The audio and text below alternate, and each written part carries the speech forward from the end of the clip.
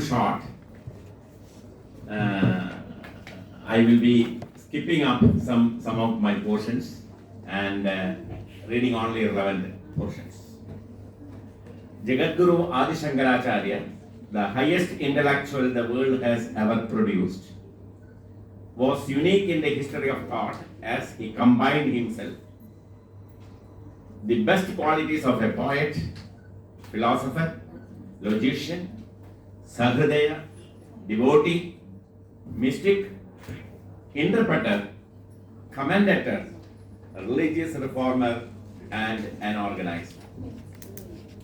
He was the architect of the monastic system of philosophy, and hence that system of thought is named after him. The popularity and recognition of the system of Indian metaphysics went to the extent of using the word Vedanta as a synonym of Advaita Vedanta, or better known as Shankara Vedanta. Now, the entire Vedanta is Advaita Vedanta, and the Advaita Vedanta is known as Shankara Vedanta. So it came to his name. Shankara never refuted, this was already discussed in the morning by Professor Ganapati Bhatt and other people. He never refuted the what we call totally any of the doctrines preached by his predecessors. Sankhya Darshanam മുതൽക്ക് തുടങ്ങി പ്രാചീന ദർശനങ്ങളെല്ലാം, starting from Sankhya philosophy, all systems of Indian philosophy, different stages of philosophy, all these things he has taken to his core and made it as a stepping stone to the Advaita Vedanta. He never refuted totally, but he told that that is not the final. He told that it is not the final, but you can use that as a step to the Advaita Vedanta. Your Sankhya or Mimamsa or Vaisheshika, whatever may be your system, he accepted it, not refuted fully, but accepted partially as a step to the to climb to the Advaita Vedanta, to reach Advaita Vedanta. But he denied the ultimate reality of these doctrines. It is not an ultimate reality. All the other systems of Indian philosophy were given the status of Upaya. It is only a marga. It is not the Lakshya. So, he gave the status of Upaya in Shankara philosophy as to reach the final goal, that is Advaita Vedanta. He was the most towering personality of Indian philosophy, and he was the ascetic of ascetics. Shankara, he was the ascetic of ascetics and a reformer of reformers, a conizer of all conizers, the commentator of all commentators, Acharya of all acharyas. As Shankara throws behind him all the poets and rishis and philosophers behind. He throws every person behind him, and he is a towering personality. And that is why there is the great saying, Na staumitam vyasam asheshamartham samyana sutrairaviyo babandha vinapitaihi sangradhita akhilartham Sri Shankaram naumi sureshwaram cha. Na staumitam vyasam asheshamartha. വ്യാസനെ ഞാൻ നമസ്കരിക്കുന്നില്ല എന്ന് പറയാം. ബ്രഹ്മസൂത്രം എഴുതിയ ശങ്കരന്റെ ഗുരുനാഥനായ വ്യാസൻ, ആ വ്യാസനെ ഞാൻ നമസ്കരിക്കുന്നില്ല. കാരണം എന്താണ്? വ്യാസൻ ബ്രഹ്മസൂത്രങ്ങളാണ് എഴുതിയത്. സൂത്രം ചരണാണ്. ചരട് ഉണ്ടായിട്ടും വേദാന്ത അർത്ഥജാതങ്ങളെ മുഴുവൻ കോർത്ത് ആ ചരടിൽ ഇണക്കാൻ വ്യാസൻ കഴിഞ്ഞില്ല. എന്നാൽ ശങ്കരന്റെ കയ്യിൽ സൂത്രമില്ല, ഭാഷയുള്ളൂ. അല്ലേ? സൂത്രകാരനല്ല അദ്ദേഹം, ഭാഷകാരനാണ്. ഭാഷ്യകാരനായ അദ്ദേഹം സൂത്രങ്ങളില്ലാതെ തന്നെ എല്ലാം കോർക്കണം. അതുകൊണ്ട് ന സ്തൗമിതം വ്യാസം അശേഷമർത്ഥം സമ്യങ് സൂത്രൈരവി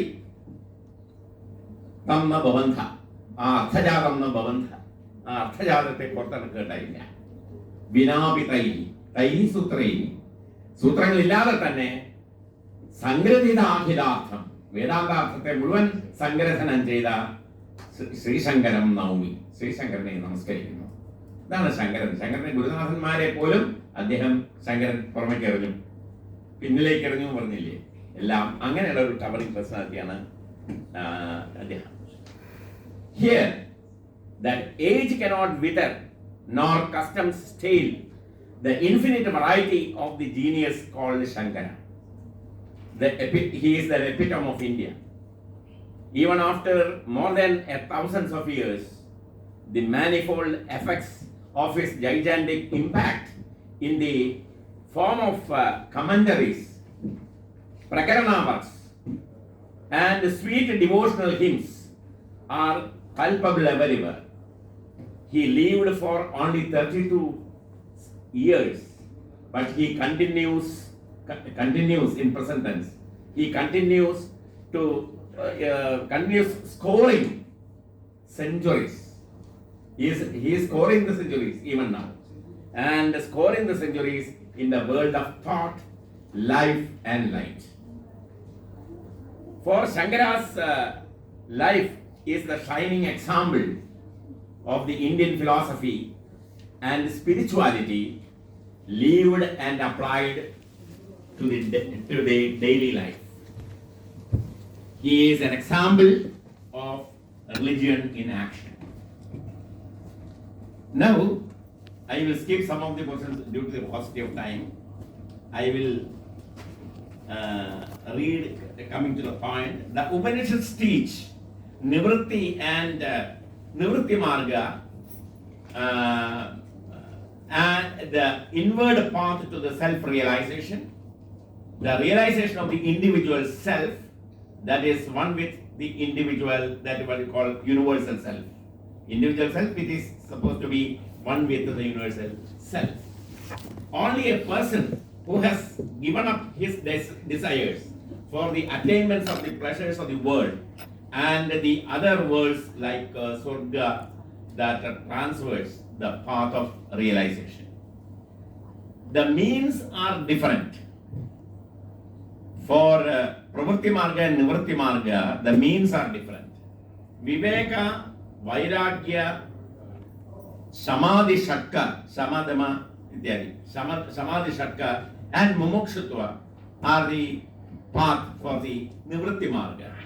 When one engenders in himself a strong desire for release from this samsara, he searches a true guide, a true guru, who gives him the secret of teaching. He listens it, deliberates upon it, contemplates it, and then assimilates it in such a way that he perceives the truth intuitively as immediate knowledge. It is a direct knowledge where the Shruti is incidentally instrumental. That is very important. Shruti is not a direct cause for the Tattvajnana. Veda is not Veda mantras. They are finally Vedaha Avedaha. That is what Vedantis say. Vedas also become Avedas. So, even Vedic sentences, the utterances, even the Mahavakya which we utter, Tattvamasi or Aham Brahmasmi, all these, what we call in the form of Sabda, they also will be vanished. And finally, only the Anubhava remains. That is the oneness with the universal self. So, the verbal, what he says is that the Shruti only seers, help the seers in, that means seers means to the seekers to what we call in working up the disposition of the self-realization. But self-realization is not strictly speaking the verbal cognition arising out of our own, the edge of the Shruti alone. So, coming to Shankara, Shankara adopts the methods of interpretation of the Shrutis given by the Mimamsakas to a great extent. The main aids to arrive at the purport of Tatparya of a text are the following according to Mimamsakas. Mimamsa Shastra.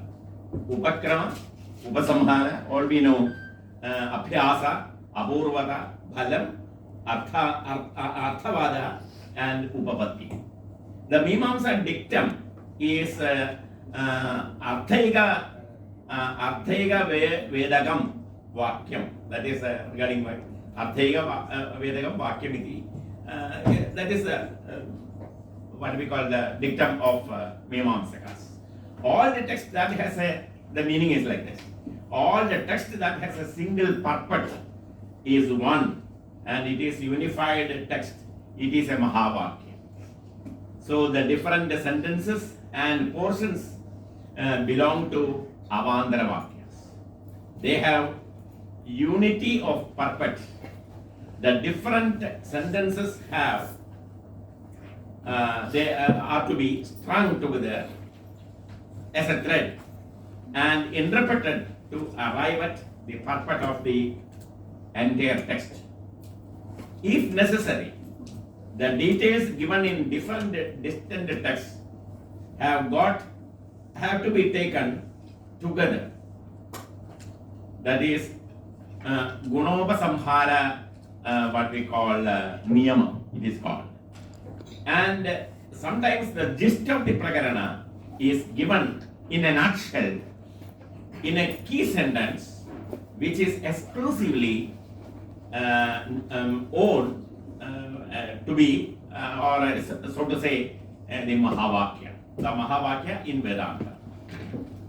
The greats, here coming to the Mahavakyas Tattvamasi, the great sentence Tattvamasi, the Mahavakya, occurring in the 6th chapter of the Chandogya Upanishad, is generally considered as the most epoch-making statement ever made in the history of human thought. This is very, very, very, very significant. It proclaims, according to Shankara, the great metaphysical truth of the identity of the self with the Brahman, the ultimate reality. Brahman means the ultimate reality.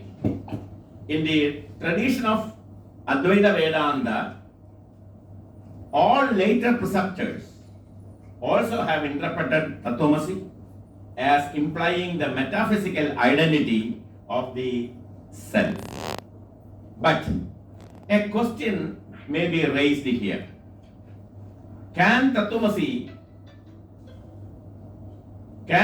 be interpreted also as an ethical concept? Can we deduce that by reason of this identity of Jiva and Brahma, of this identity, one should have love towards others, or can we safely accept this as a moral dictum, a moral maxim, as a guiding principle in all our day-to-day activities, mundane activities? Two diametrically opposed views have been expressed on the ethical interpretation of Tattvamasi. One is to consider the doctrine as a sine qua non of ethics, and the other is to regard it as a cutting at the very root of the religion and ethics. These two diametrically opposite views. Here, Paul Deussen, the great philosopher, he has styled this doctrine, he has commented upon this doctrine and said that this is the supreme moral maxim.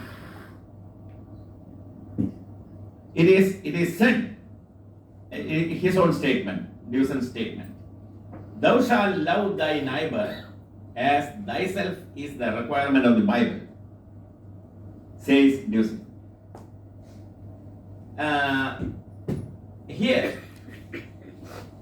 But on what grounds does this demand be based? Lewson says, since feeling is in myself alone and not in another, because the Veda here adds in explanation, thy neighbor is the truth, thy very self. നിങ്ങളെ പോലെ തന്നെ സത്യമാണ് നിങ്ങളുടെ neighbour. ഈ സത്യം ഒന്നാണ്, രണ്ടല്ല. So thy neighbor is in truth thy very self, and what separates you from him is mere illusion. Similarly, another scholar called Arthur Schopenhauer, he, a great admirer of Vedanta, has based his own ethics. He framed his own ethics and based on the theory of what we call the identity of spirits, Jiva Brahma Ikya. Quite contrary to this, there are also critics who considered Tattvamasi as antagonistic to religion and ethics. If everything is Brahman, this is the opposite view comes out.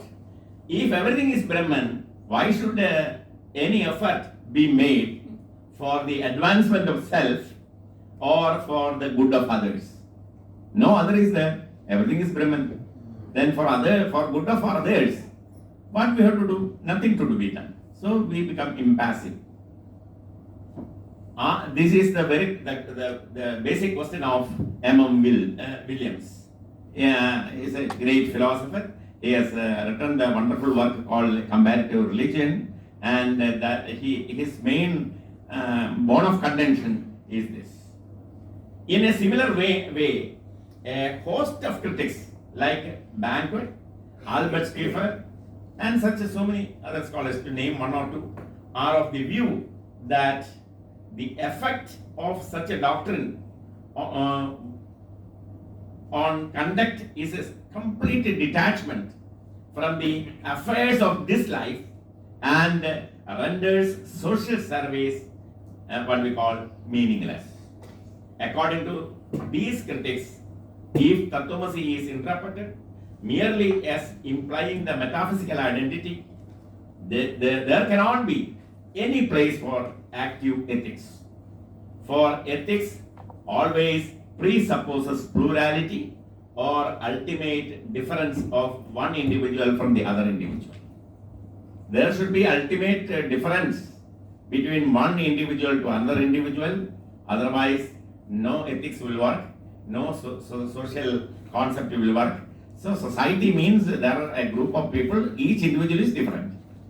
So this is the how to solve this opposite view.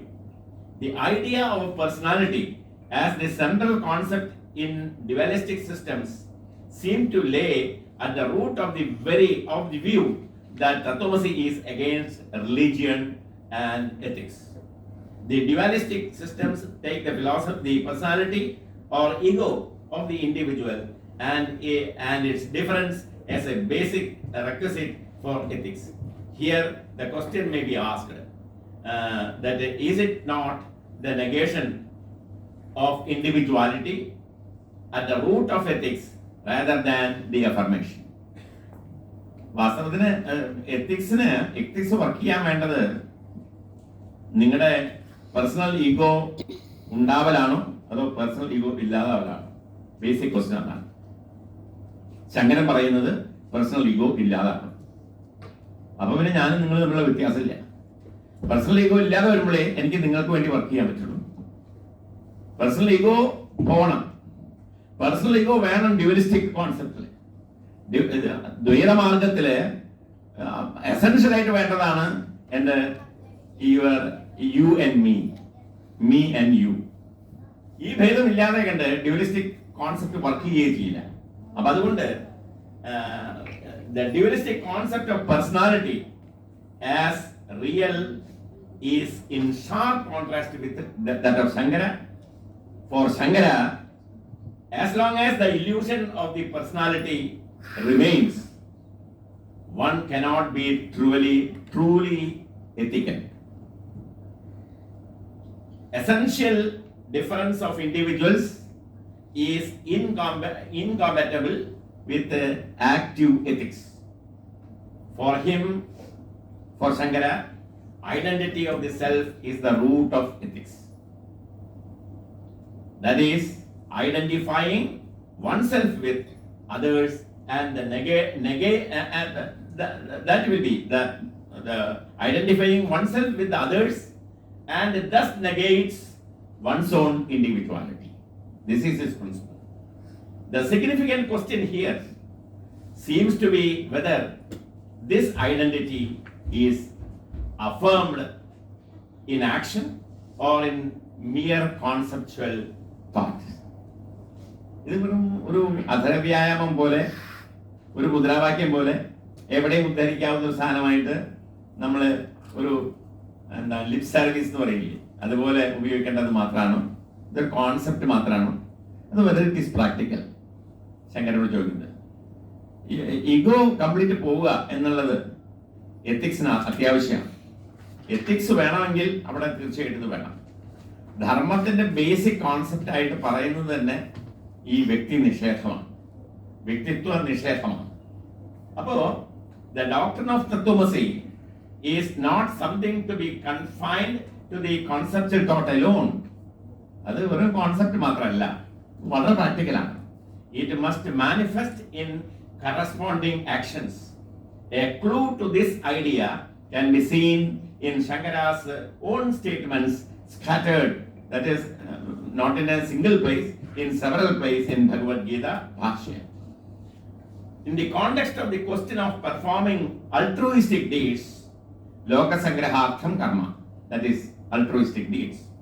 Loka Sangrahartham Karma. When you do, Loka Sangraha means for the welfare of the society. Loka Sangraha means welfare of the society. So the statement, what we call, the doctrine of the Tattvamasi is not something to be confined to the conceptual thought alone. It must manifest in corresponding actions. A clue to this idea can be seen in Shankara's own statements that is scattered in the Bhagavad Gita Bhashya, and in the context of the question of performing altruistic deeds, that is called Loka Sangraha Karma. Shankara says, that is the quotation, everywhere in spiritual science, the very characteristics of the successful yogins are taught as the means to attain the state, since they can be attained by efforts. I'm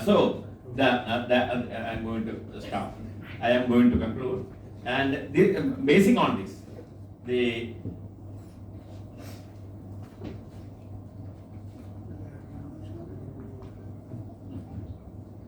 tendency of the Neo-Vedantins, like Vivekananda Swami and Abhidananda Gurudeva, Narayana Gurudeva, and even Mahatma Gandhi, he was as a philosopher. The tendency of the New Vedantins also is towards interpreting Tattvamasi as an ethical concept. It is not simply a physical, metaphysical aspect. It is not something philosophical. It is practical and it is possible in the mundane life to implement that, and it has its own ethical commentary. It has its own exegesis on social platform, on ethical platform.